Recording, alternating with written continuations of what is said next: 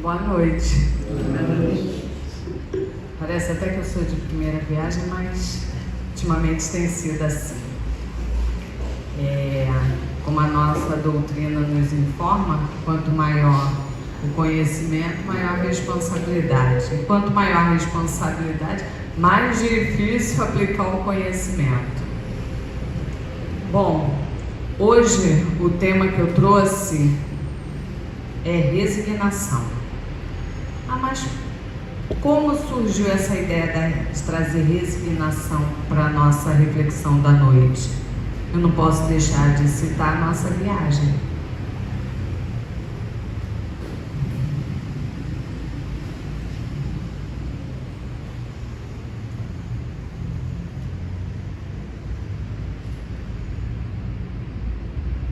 Na verdade, eu não sei por que tanta emoção diante de um tema tão básico.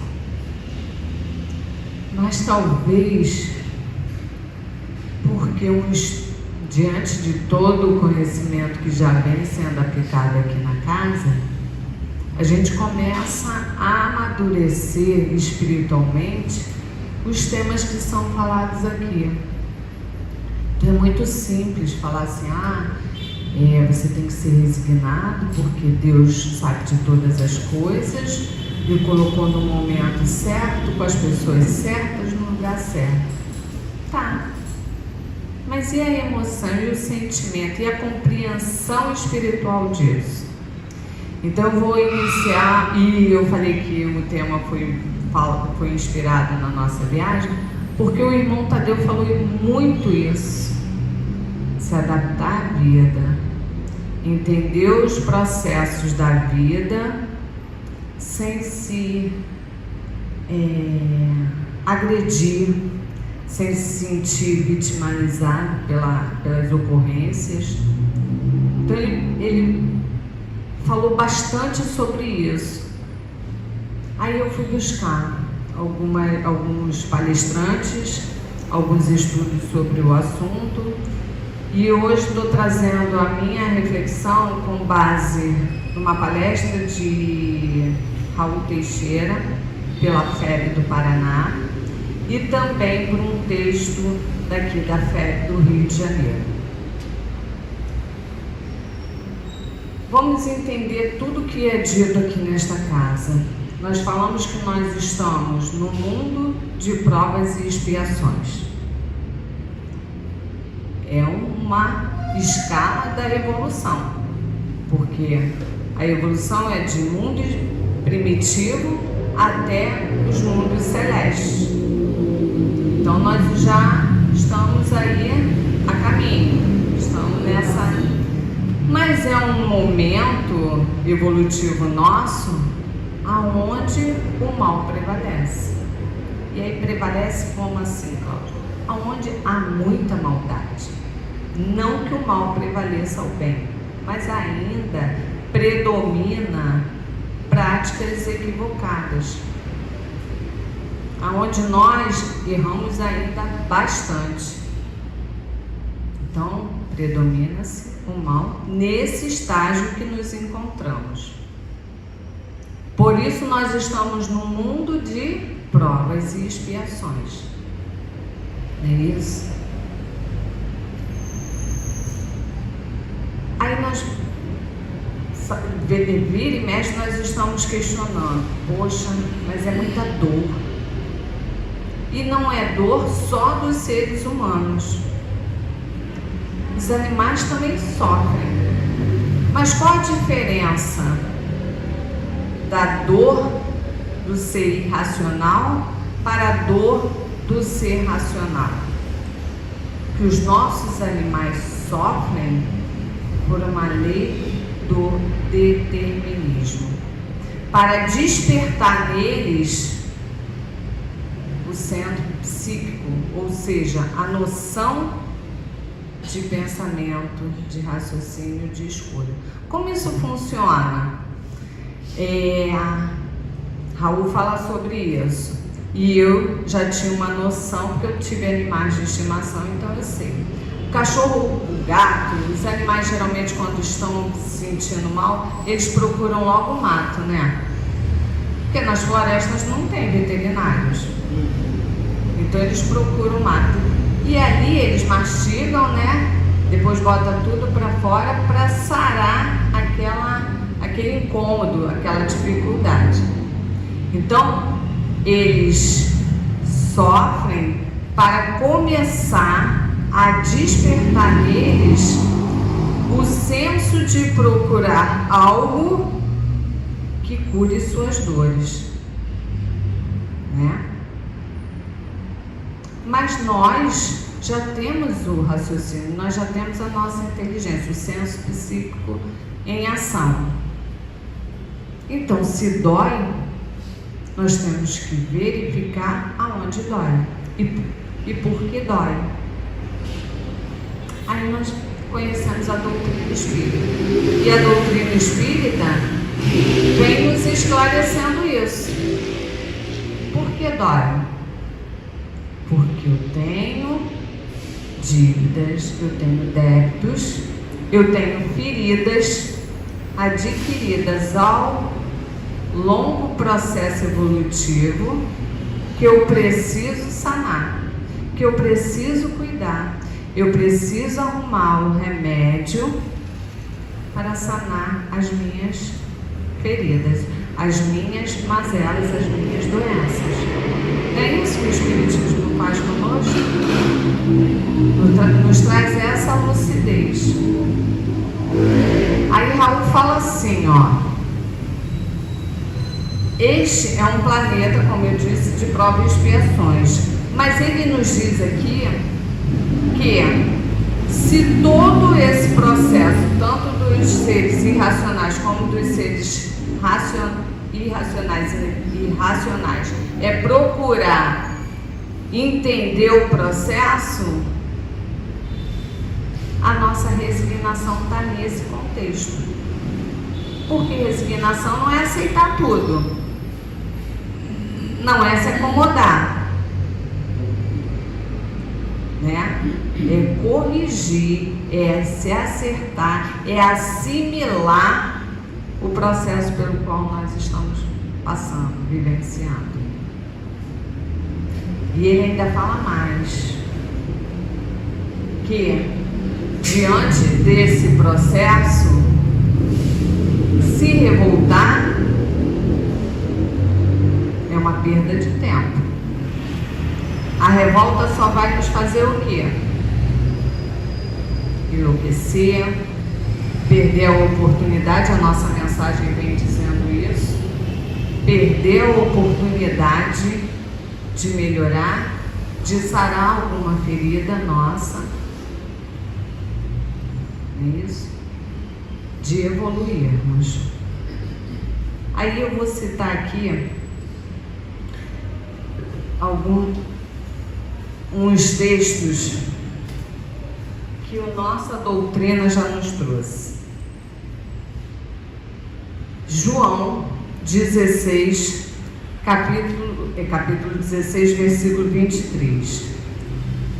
Se por um lado Jesus afirmou que no mundo terias aflições, por outro lado, ele consoladoramente declarou: vinde a mim todos vós que estáis aflitos e afatigados, e eu vos aliviarei. Olha, ele nos traz um conforto. Então, diante de tanta prova, diante de tanto conhecimento que teremos que adquirir, de tantas dificuldades que estamos vivenciando, nós temos um mestre ao nosso lado, que deixou bem registrado através dos seus apóstolos. A primeira fala é de João e a segunda Mateus, capítulo 11, versículo 28, que deixa claro a mensagem do nosso mestre para nós, não é isso? Aí eu refletindo sobre o assunto, Quantas vezes nós nos questionamos por que eu não entendi antes? A nossa irmã estava ali falando antes da palestra e eu estava raciocinando isso. Poxa, eu deveria ter feito isso antes. Eu deveria ter pensado nisso antes. E aí começam as nossas cobranças a nós mesmos. E a gente passa muito tempo se torturando com isso, porque nós queremos voltar e não podemos mais. Aí, se vocês repararem, hoje eu vim com a blusa que eu adquiri lá na nossa experiência em Minas, porque Chico dizia o seguinte: se você não pode fazer um novo começo, você pode fazer um novo fim. E isso eu ouvi aqui nesse salão e guardei isso para mim. Isso não dá uma esperança? A gente começa a raciocinar. Aquela fé raciocinada que foi falada pelo Léo sábado passado, são esses conceitos que nos trazem paz, esperança, fé. É isso que vai alimentando o nosso espírito. E aí as dores, as confusões, a falta de entendimento do processo presente começa a ficar mais leve, mais suave nas nossas vidas.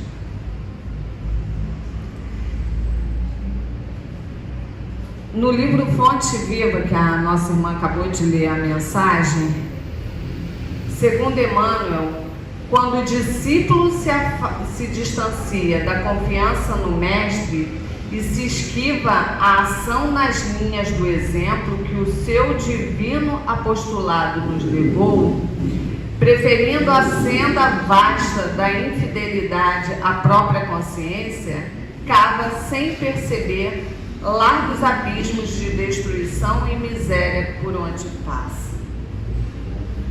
Nesse trecho me fez pensar, quando nós não aceitamos o ensinamento de Deus. Eu convivo com pessoas que estão sempre questionando a atitude de Deus. E eu não sei como dizer ou passar aquilo que o pouco, que eu não sei muito, praticamente não sei nada, mas eu não consigo passar para esses irmãos essa visão educativa, essa visão redentora, que é a lei de Deus, que é o Evangelho do nosso Mestre. Porque há uma resistência em entender isso, e aí se afastam. E uma vez afastado dessa lei, nós ficamos à deriva. Quantos de nós já não sentimos isso? Eu não quero pensar, eu tenho que fazer, eu sou assim mesmo, eu tenho que agir, porque caminhar com Jesus requer muita disciplina, como todos aqui já sabem, requer muita renúncia. E aí eu já ouvi a seguinte frase para mim: você está perdendo a sua vida, você está deixando passar as oportunidades, você não está vivendo. Frases assim eu já ouvi. E aí quando eu tento viver essa vida que essas pessoas falam para mim, depois de conhecer a doutrina, acontece o contrário. Eu sempre me indisponho, eu sempre me machuco, ou sou machucada. De uma certa forma, eu fico no meio de um oceano, balançando para todos os lados. Então, eu percebo que Deus me chama à realidade, ou seja, ao raciocínio. A mensagem falou de trabalhar, de produzir, não é isso? De servir. Mas há muitos que acreditam que o trabalho é um castigo, que servir é uma situação inferior, é algo uma condição de inferioridade. E aí nós não estamos nos afastando de Deus, dos ensinamentos, dos exemplos que o nosso mestre nos deixou?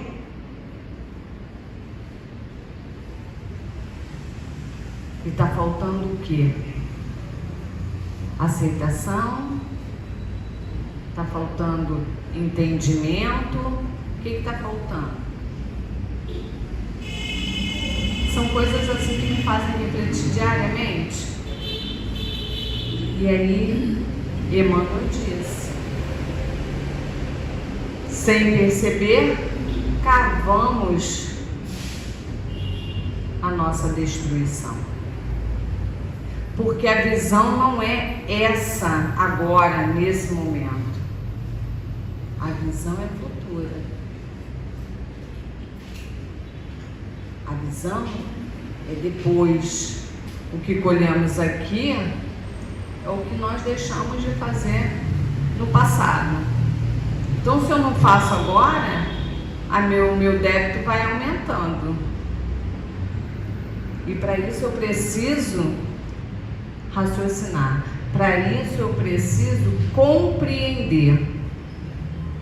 Se eu estivesse falando com o irmão de outra doutrina, eu diria que ele tem que saber de onde ele veio, para onde ele vai e por que está aqui. Mas isso nós já fazemos aqui. Então nós temos que nos fortalecer naquilo que nós já conhecemos, já sabemos, nos esclarecer ainda mais, mas agir, fazer de acordo com o que nós estamos aprendendo. Não é isso? Aí continua Emmanuel. O amigo, o benfeitor amigo, mostra as consequências de tais desvios: eliminação do bom ânimo, destruição da esperança, sufocamento das virtudes e expansão dos vícios, aquisição de pesados débitos, inibição da confiança, asfixiamento do otimismo e imobilização na senda evolutiva. Ou seja, nós não caminhamos, não criamos, não melhoramos e só nos revoltamos, porque se nós olharmos à nossa volta, tudo que esse mundo de prova e expiação nos apresenta é de nos revoltar, é de nos desanimar, é de desistir. E a lei é de perseverança, é perseverar, é continuar, é agir, é caminhar. O progresso é constante, é um passo de cada vez, como já foi falado. É isso? Aí eu vou entrar no Evangelho segundo o Espiritismo. O Evangelho segundo o Espiritismo nos diz assim: a nossa compreensão, os meios de suavização das provas, dizendo que o homem voluntariamente pode aumentar ou suavizar o amargo delas, conforme o modo por que encara a vida terrena. Ora, aquele que a encara pelo prisma da vida espiritual apanha num golpe de vista a vida corpórea. Ou seja, só isso aqui. Acabou, acabou. Não tem mais nada. Então, se eu não aproveitar de modo exagerado, desregrado, o que eu vou viver depois? Né? Há quem pense assim: faça agora ou a vida, você não vai ter outra oportunidade. Mas esse faça agora é sempre bem no mundo que nós vivemos? Não. Porque geralmente nós, ainda imperfeitos, fazemos escolhas equivocadas.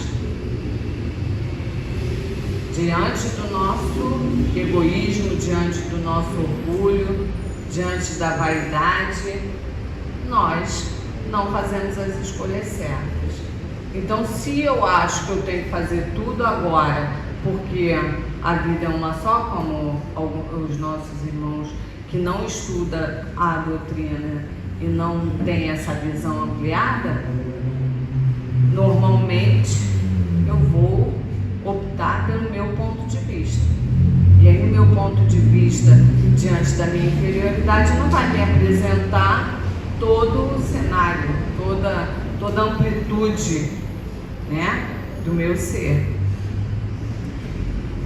Ele a vê como um ponto no infinito. Olha só. Compreende-lhe a curteza e reconhece que esse penoso momento terá presto passar. A certeza de um próximo futuro mais ditoso o sustenta e anima, e longe de se queixar, agradece ao céu as dores que o fazem avançar. Então, se eu já vejo, tenho uma visão além, que vai depois dessa vida, eu começo a ter ânimo, eu começo a olhar minhas dores pelo lado positivo, eu começo a avaliar as minhas dificuldades pelo lado positivo, seja as dores físicas ou as dores morais, né? Seja uma dificuldade de locomoção, seja uma dificuldade financeira ou uma dificuldade de relacionamento, uma dificuldade moral, mas sempre pautada nos ensinamentos do Mestre Jesus. Para que eu tenha esse êxito, eu tenho que aceitar as provas que Deus envia diante dos débitos que eu adquiri com a lei dele, para que eu tenha essa visão consciente. Senão, eu me perco. Quem apenas vê a vida corpórea interminável lhe parece esta, e a dor o oprime com todo o seu peso. É verdade.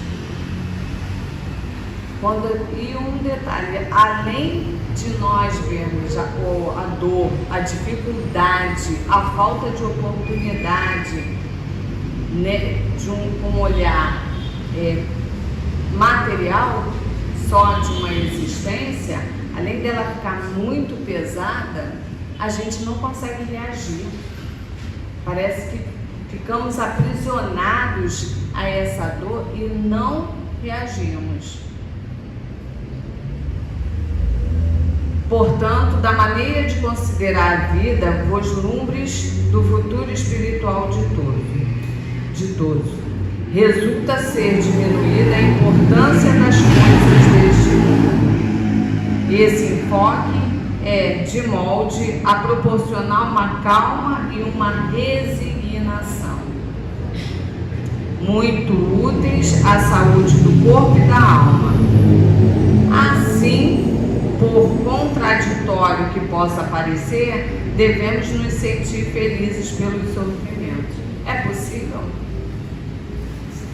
Aí a gente entra naquele... Mas assim, eu acho que se você ter uma fé, entender o que você está passando aquilo, feliz vai ficar, mas vai...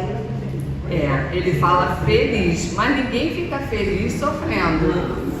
Quem vai ficar feliz, cheio de problemas na mente, querendo resolver milhões de situações, envolvendo vários irmãos, porque nós não caminhamos sozinhos, nós estamos acompanhados aí.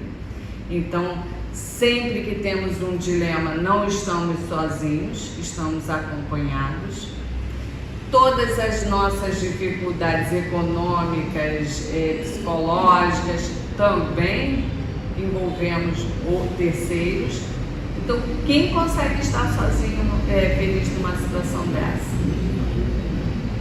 Mas a felicidade também já foi nos dita aqui nos estudos, através dos textos, que a felicidade plena não é desse mundo. Aí voltamos ao nosso para o nosso estágio evolutivo. Esse mundo é de provas e expiações. Mas quando eu consigo compreender ele, como a irmã falou, eu não vou ficar de todo feliz, mas eu já vou ficar mais confiante, mais tranquila, menos ressentida. É o que nós ficamos quando não conseguimos fazer o que nós achamos que é o certo, que temos que fazer, que temos que vivenciar. Ficamos incomodados, no mínimo incomodados, nós ficamos, né? E aí começamos o nosso processo que foi dito anteriormente. Aí o irmão ainda fala aqui, ó, não se trata absolutamente de masoquismo, porque tem pessoas que expressam a dor de forma tranquila e aí outros falam assim, nossa, mas você gosta de sofrer, né? Mas não é essa a visão de gostar de sofrer, mas é buscar na dor aquilo que vai nos melhorar, a nossa depuração. Mas a gente só consegue passar isso de forma tranquila se a gente compreende a nossa dor, se a gente sabe por que sofre, seja de existências passadas ou dessa mesma existência. E nossos irmãos já trouxeram esse ensinamento aqui também, quando nos dizem que nós temos que verificar o que nos dói.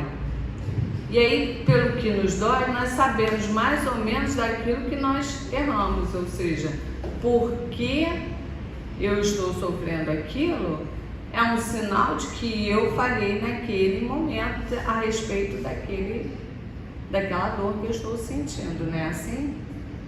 Afinal, nós colhemos o que plantamos. E esse colher, esse plantar, e às vezes é dessa encarnação mesmo, né? E tem pessoas, como você falou, que a gente vai falar sobre, a gente não mudança para aquela pessoa, ela encarar a vida assim, e ela não aceita. Né? Ela não entende isso, ela acha que o ponto de vista dela é certo, e aí a gente sabe que a pessoa vai, assim, não é julgando, mas sabe que a pessoa vai passar por dores. É por isso que nós estamos aí sempre compartilhando a caminhada. Um vai amparando, cuidando, auxiliando o outro. Ou não auxiliando, ou prejudicando.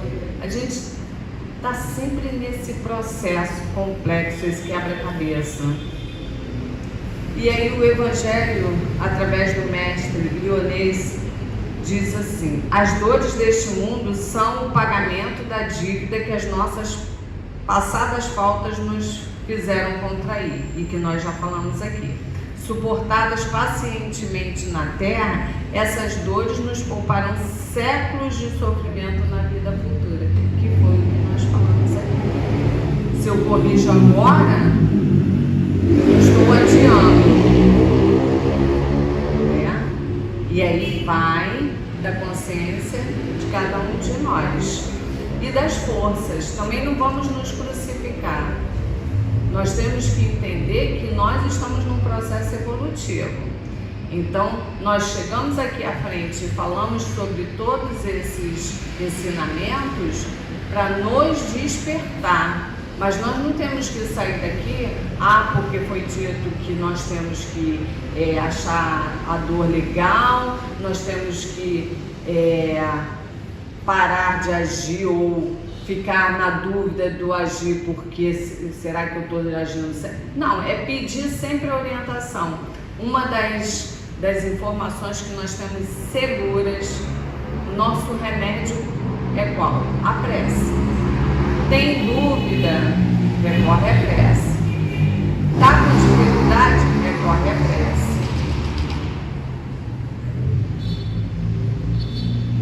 Não é sem motivo que Santo Agostinho afirmou: ditosos dos que sofrem e choram, alegres estejam suas almas, porque Deus as acumulará de bem-aventuranças.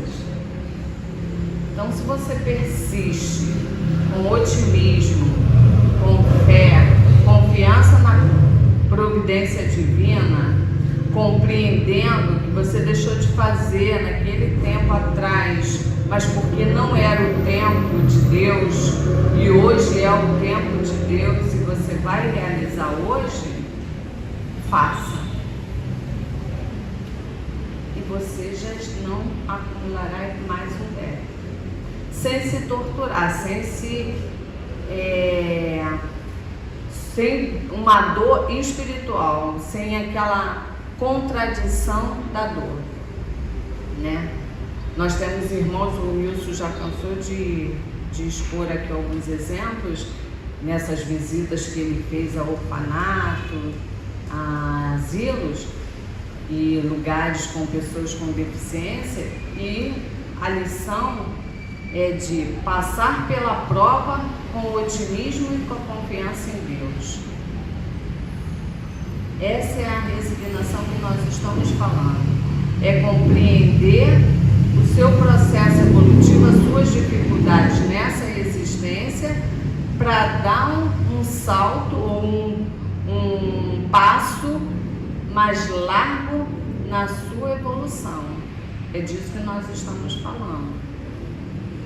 Resignação é compreensão. Por isso que foi falado das dificuldades que nós temos nesse planeta. Ninguém que está aqui vivenciando esse mundo passa sem dificuldades. Às vezes olhamos uma família totalmente, aos nossos olhos, perfeita, e lá no íntimo dessa família há alguma divergência. Às vezes olhamos um irmão muito bonito, muito bem arrumado, muito tranquilo, mas às vezes tem um problema no fígado, tem uma dor incessante de coluna, não é isso? Ninguém que está nesse planeta hoje está por acaso ou sem nenhuma dificuldade, por menor que seja essa dificuldade. Então, tenhamos bom ânimo, tenhamos certeza que vai passar, que não é um processo único, mas um momento da nossa evolução, um momento do nosso aprendizado. E é para isso que nós já temos a nossa inteligência. Já atingimos um momento de reflexão de tudo, refletir sobre tudo, sobre como agimos, saber como nos comportarmos diante do nosso próximo, sabermos quando calar, quando falar. Ainda não sabemos muito bem, né? Mas vamos entender. É isso? Paulo escreveu aos Coríntios e ele disse o seguinte: porque a nossa leve e momentânea tribulação produz para nós cada vez mais abundantemente um eterno peso de glória, sintonizado no mesmo diapasão vibracional. Emmanuel fala: todos nós que temos sido salvos de maiores quedas pelos avisos da fé renovadora, estamos informados de que nos supremos testemunhos segue o discípulo para o Mestre, quanto o Mestre subiu para o Pai, na glória oculta da crucificação. Quer dor maior do que Jesus, que foi crucificado, ficou sozinho, foi humilhado e teve ali a firmeza de aguardar o seu retorno para os braços do nosso Criador.